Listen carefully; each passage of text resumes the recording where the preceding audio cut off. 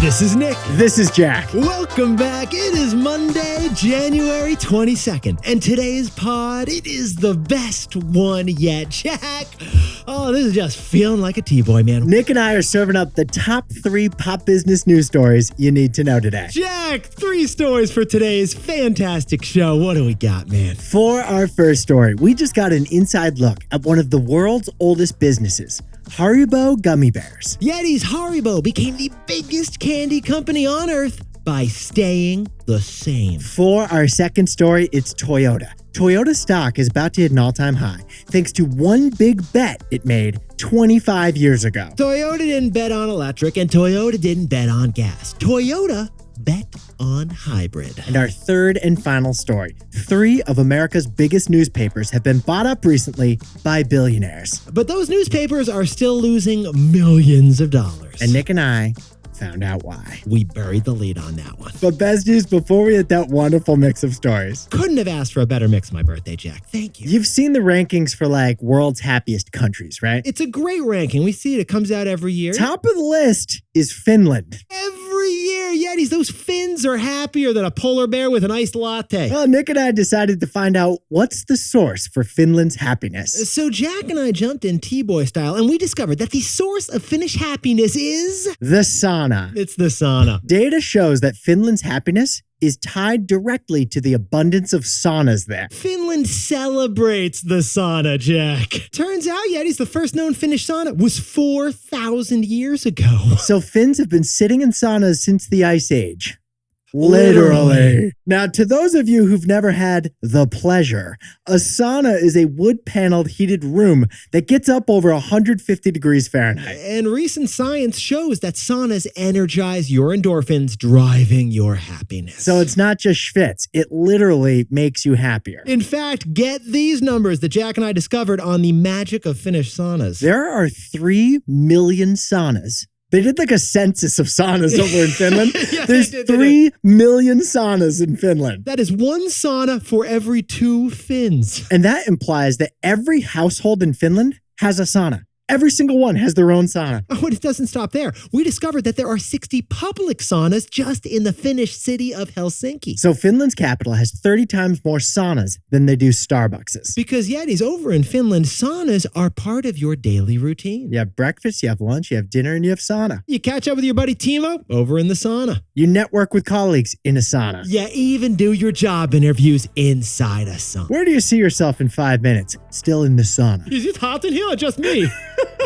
So besties, Finns have found the secret to happiness. And that secret is 150 degrees of sweaty schwitzing. Nick, for your birthday, I just reserved us a half hour each at Wandering Oaken's Trading Post and sauna. Jack, we could use a schwitz.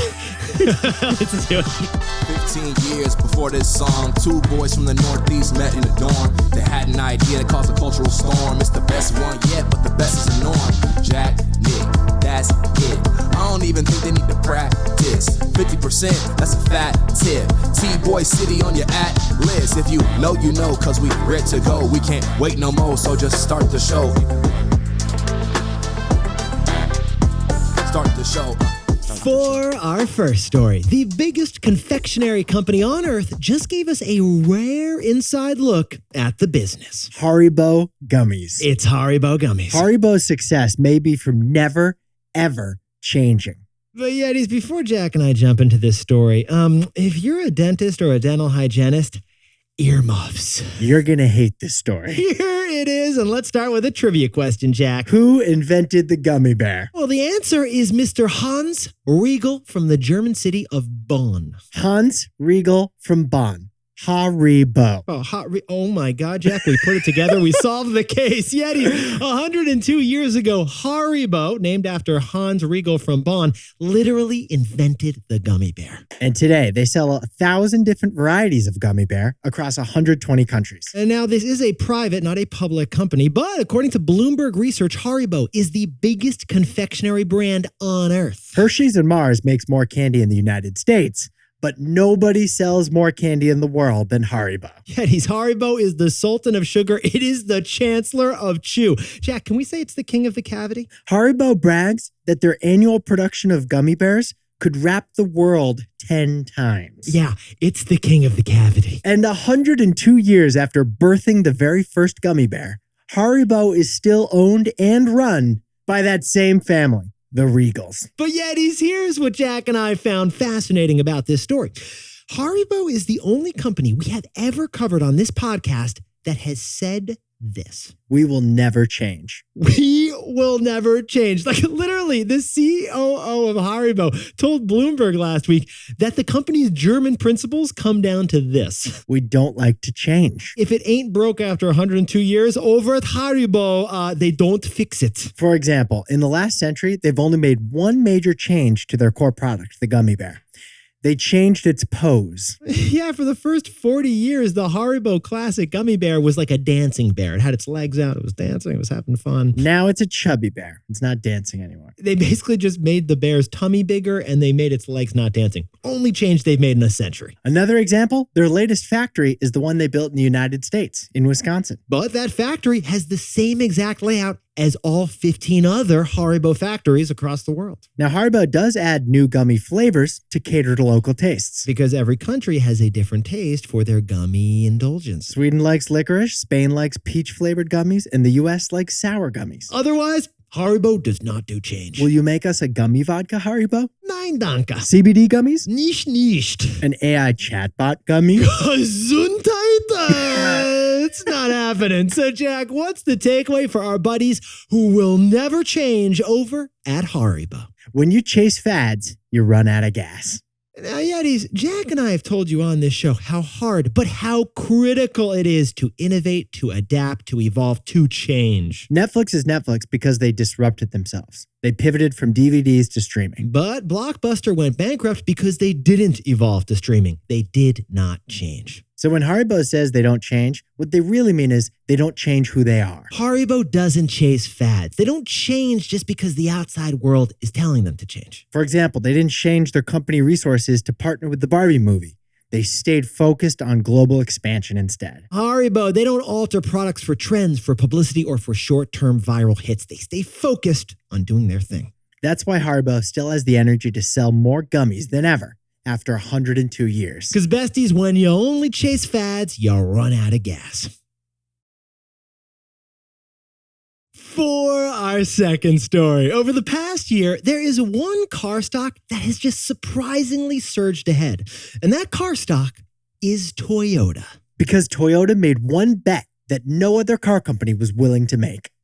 Jack, if we're going to tell this story, can we whip out the car industry stock market scoreboard, please? Sure can, Nick. The stocks of Ford, General Motors, and Volkswagen are all down by a lot in the past year. They're well off the record highs. What about our buddies over at Tesla? How are they looking over there? Even Tesla's down 50% from their all-time high. Tesla, they're discounting cars like they're J. Crew right now. Now, the problem for all those companies we just mentioned, it's premature electrification. Premature electrification. Jack, you wanna share more on that, please? They all invested big in electric cars, but electric car sales have just been slowing. Yeah, for example, just last week, Ford announced that they're cutting production of their electric F-150 truck. Because there aren't enough buyers as they expected. But Yetis, there is one car stock that is close to an all-time high. In fact, it's up 50% in the last year. And that car stock is Toyota. Because besties, unlike every other car company Jack just kindly mentioned, Toyota made one big bet 25 years ago, and they stuck with that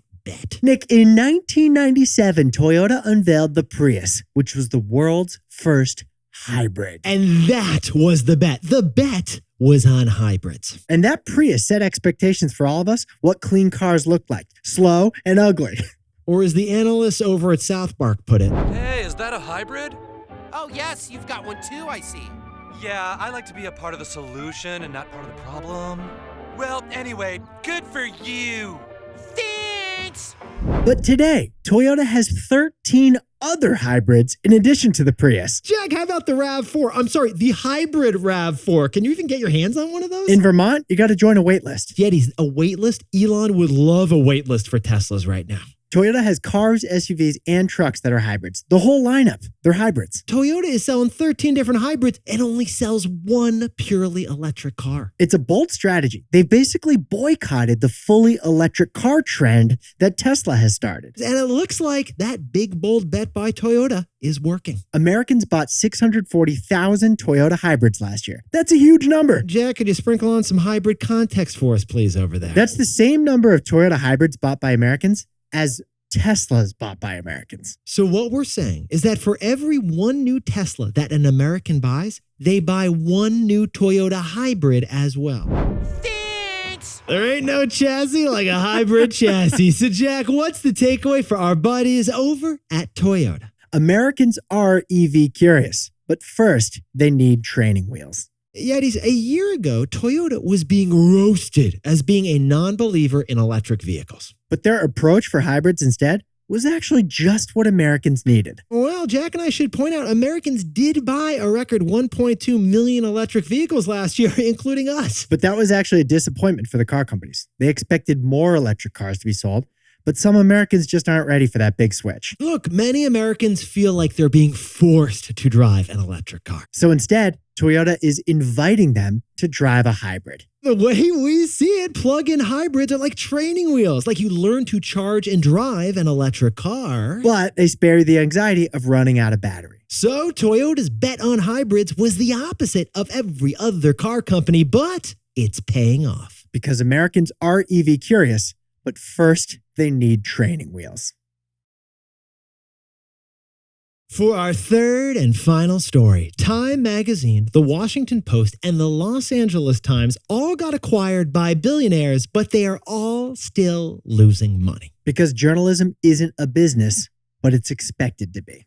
But Jack, not to go all New York Fashion Week, but can you tell us the cool billionaire accessory out there these days? It's not a private jet or a second yacht for your third house. It's buying a newspaper. Back in 2013, Jeff Bezos bought the venerable Washington Post for a whopping $250 million. And Jeff started a trend. Billionaires have been buying icons of journalism and running them as a side hustle. Salesforce founder Mark Benioff acquired Time Magazine for $190 million. And a biotech billionaire bought the LA Times for $500 million. But Yetis, here's the news. According to a New York Times report, each of those three papers and magazines lost millions of dollars last year. The key issue? It's actually kind of obvious.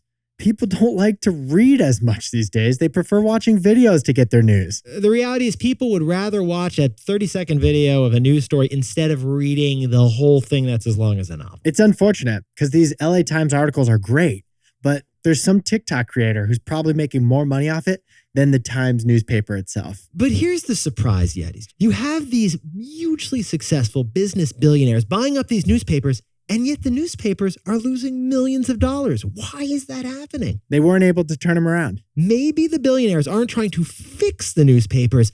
Maybe they're just trying to fund the newspapers. Besties, for a couple centuries, the journalism business model was funded by classified ads. No joke. Like as recently as the year 2000, newspapers made $20 billion on classified ads. That's how newspapers made their money for so long. But then Craigslist and online job sites and Facebook Marketplace killed that entire paid ad business that newspapers lived off. So today, the top journalistic institutions find other sources of funding. For example, Jack, The New York Times makes money from crossword puzzles and cooking recipes to fund their journalism. NPR makes money from donors to fund their journalism. And Fox News makes money from cable TV subscribers. Well, the Washington Post, LA Times, and Time Magazine, they used billionaires to fund their journalism. Maybe their top priority wasn't to make these papers profitable.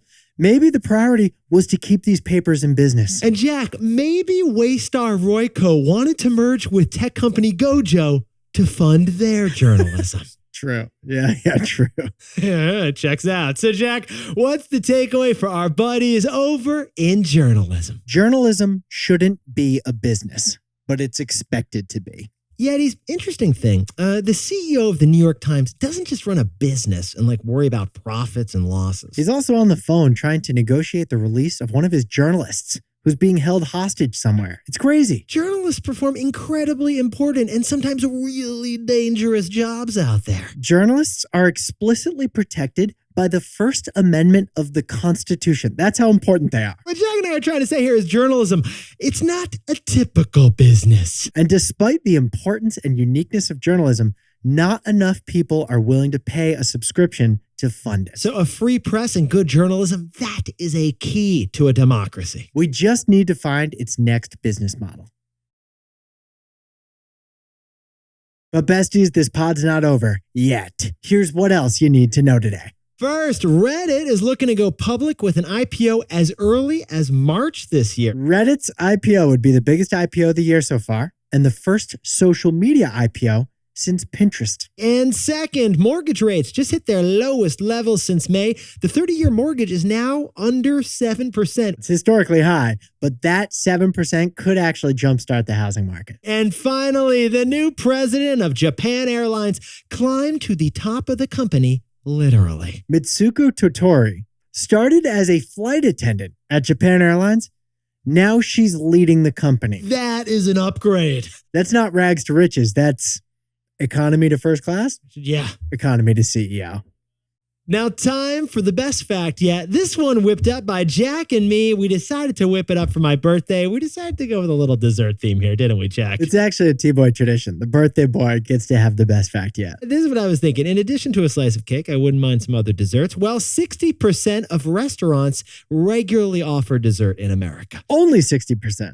It means that 40% of restaurants do not offer dessert. They don't have a dessert menu. What are you guys thinking? Because the same surveys show that over half of Americans regularly consume dessert on an everyday basis. So it feels like a missed opportunity for the restaurants to make a little extra cash at the end of the meal. Ice cream sundaes and other desserts are way more profitable than like your slammin' salmon sous vide dish. Now, as a former Olive Garden waiter, Talk to us, Jack. Expertise. I kind of preferred that they'd pass on dessert because the extra money I could make through a tip on the dessert, I'd rather just get a new table in, get new drinks on the table, new meals on the table, because you make more money that way. Jack, would a key lime pie kill you over there? What's going on, man? You would pass on a tiramisu for the table? Are you kidding me? If it was you, I'd be all into that key lime pie, man. I think I know what's going on here. I think you just didn't like the candle and having to like bring it over with the candle not going out. Is that what it is? I did have to sing a song in fake Italian, if that's what you're saying. Buon compleanno a te.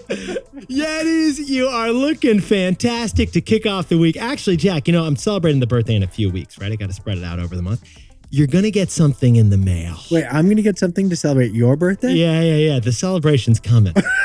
Okay. Reverse surprise party. Okay, I'm very excited about this, and we'll update you on the pod when we figure out what this is. All right, Yetis, if you haven't yet, click to follow us so you get this podcast every single day. And so you find out what this reverse surprise party is all about someday. If you know, you know. Nick and I will see you tomorrow. Can't wait. This is Jack. I own stock of Netflix and Ford.